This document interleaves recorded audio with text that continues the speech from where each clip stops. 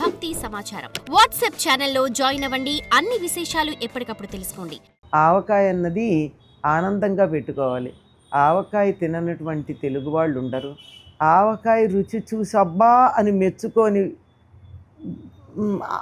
ప్రపంచంలో మనుషులే ఉండరండి ఒకసారి ఆవకాయ రుచి చూపిస్తే. అంత బాగుంటుంది. వేసవికాలంలో మాత్రమే వచ్చేటటువంటిది ఆవకాయం. పెట్టుకునే అవకాశం దొరికేది ఆవకాయమ్మ. నేను మా నాన్నగారు మా అత్తగారు ఇద్దరూ కూడా చాలా ఎక్స్పర్ట్స్ ఈ విషయంలో. నాకు అక్కడ నాన్నగారు, ఇక్కడ అమ్మగారు, ఇక్కడ అత్తయ్య గారు.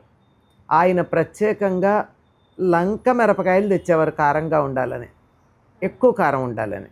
అవే తెచ్చి ఇంట్లో ఎండబోసి తొడిమలు తీసి ఇంట్లో కారాలు కొట్టి సిద్ధంగా పెట్టుకునేవాళ్ళం. సన్నావాలు తెచ్చి కడిగి ఆరపోసి సిద్ధంగా పెట్టుకునేవాళ్ళం. కారం అయితే కొట్టి పెట్టుకోవచ్చు, కానీ ఆవాలు కొడితే ఇది కనరు వస్తుందని ఆవాలు అప్పుడు కొట్టరు. కాయ వచ్చాకే బెళ్ళి ఒక్క చెట్టు కాయ అయితేనే ఆవకాయ రుచిగా ఉంటుందని తోటకెళ్ళి చిన్న రసాలు ఒక చెట్టు కాయే తెచ్చేవారు. కాయలన్నీ ఒక చెట్టువే ఉండాలి.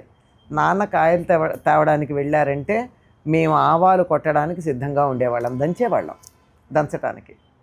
రాగానే మళ్ళీ ఆయనే జాగ్రత్తగా కాయలకి తొడిమ తీసి సొనకారుతుంది నీళ్ళల్లో వేసేవారు. 2-3 గంటలు నానిన తర్వాత తీసి ప్రతికాయ చాలా జాగ్రత్తగా చక్కగా తుడిచిపెట్టేవారు కాసేపు అట్లా. ఈ రోజుల్లో ఫ్యాన్లు గీన్లు ఏమి ఉండేవి కాదు అప్పుడు. అంచేత అలాగే బట్ట మీద పరిస్తే చక్కగా తయారయ్యేది. మరకత్తి పీట అనేవాళ్ళం ఆవకాయ కొట్టడానికి. అది ఇలా కొట్టి ముక్కలు తీసి ఆ ముక్కలు చేసిన తర్వాత దాంట్లో జీడి తర్వాత లోపల ఒక రేకు ఉంటుంది, ఆ రేకు తీయాలి. ఈ రోజుల్లో మీరు బయట దొరికే ఆవకాయల్లో రేకు తీయరు, రేకులు వస్తూ ఉంటాయి, గొంతుకు అడ్డపడుతుంది. లోపలికి వెడితే అనారోగ్యం చేస్తుందో లేదో నాకు తెలియదు, కానీ గొంతుకు మాత్రం అడ్డం పడుతుంది, అందులో అనుమానం ఏం లేదు. వస్తే నోటికి చాలా ఇబ్బందిగా ఉంటుంది. ఇవి తీసి ఈ లోపల ఇవన్నీ కొట్టేసి ఉండేవాళ్ళం కదా ఆవకాయలన్నీ. ఆవ ఉప్పు కూడా ఇంట్లోనే దంచేవాళ్ళం ఎండబోసి. ఎందుకంటే ఇవి ఎక్కువ సంవత్సరం అంతా ఇవాళ కలిపితే ఎట్లా ఉంటుందో అట్లా ఉంటుంది. ఆ కలిపిన కొత్త వాసన తప్ప మిగిలినవన్నీ అంత తాజాగానే ఉండేది.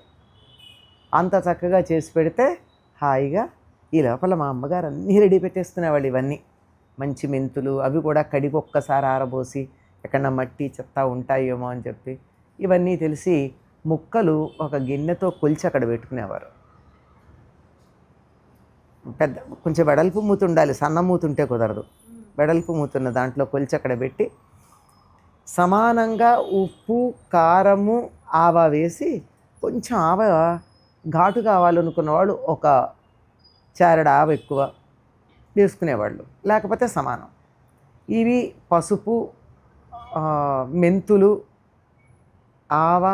ఆవపిండి, మరి కారం ఉప్పు సమపాళ్లల్లో తీసి ముందరే బాగా గుచ్చెత్తి కలిపి సిద్ధంగా ఉంచుకుని నువ్వుల నూనె మాత్రమే తెచ్చేవారు.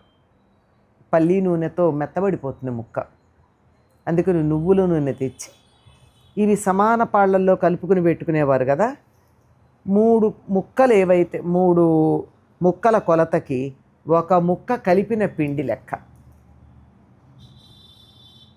ఈ పిండితో 3 గిన్నెల ముక్కలు పోస్తే ఒక గిన్నె ముక్కలు ఇవి పోసి కారం పోసి కలిపిన పిండి పోసి ఈ లోపల ముందుగా ముక్కలు పోయగానే పిండి పోయడానికన్నా ముందు నూనె వేసి కలిపేసేవాళ్ళు.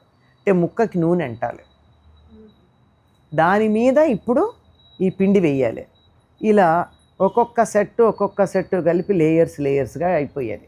3 గిన్నెల ముక్కలు ఒక గిన్నె పిండి కలిపేసేవాళ్ళం. దాని మీద మళ్ళీ ఇంకో 3 గిన్నెల పిండి. ఎందుకంటే కలిపేది ఇప్పట్లాగా ఇంతంత కాదు కదమ్మా, న్యూక్లియర్ ఫ్యామిలీస్ కాదు కదా, పెద్ద కుటుంబాలు.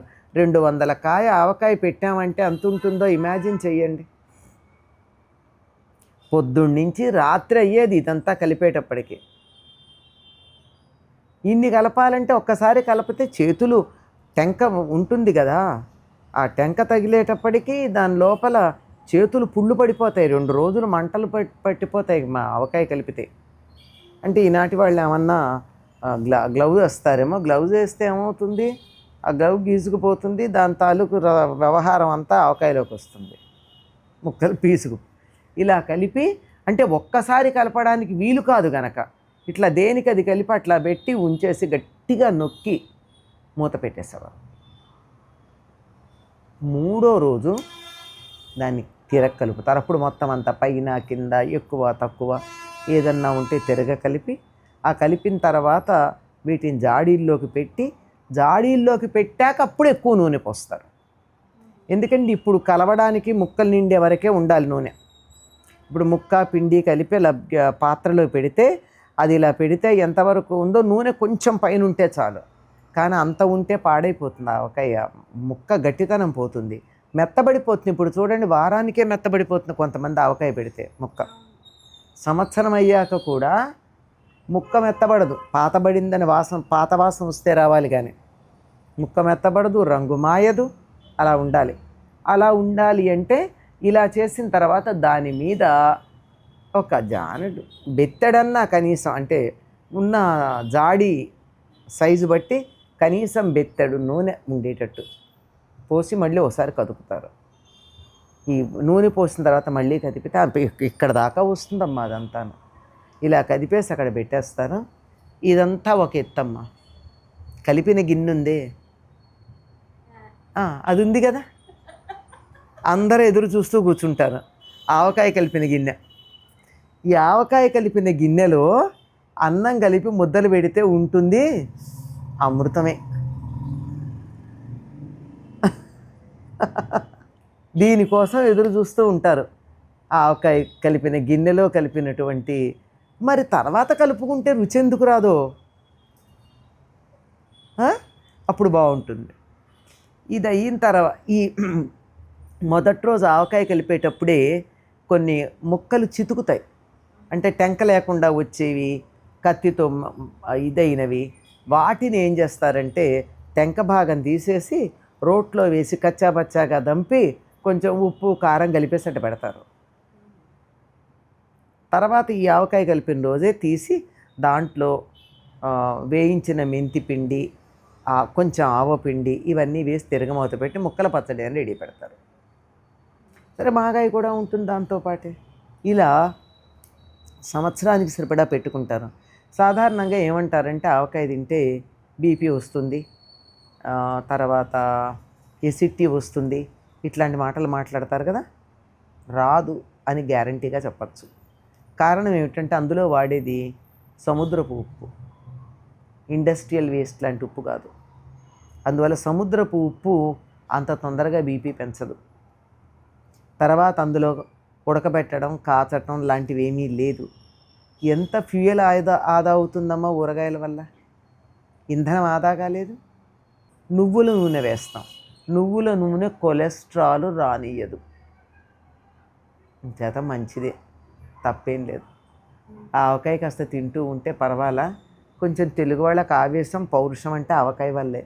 ఆవకాయ తినకపోతే తెలుగువాడు ఎట్లా అవుతాడు?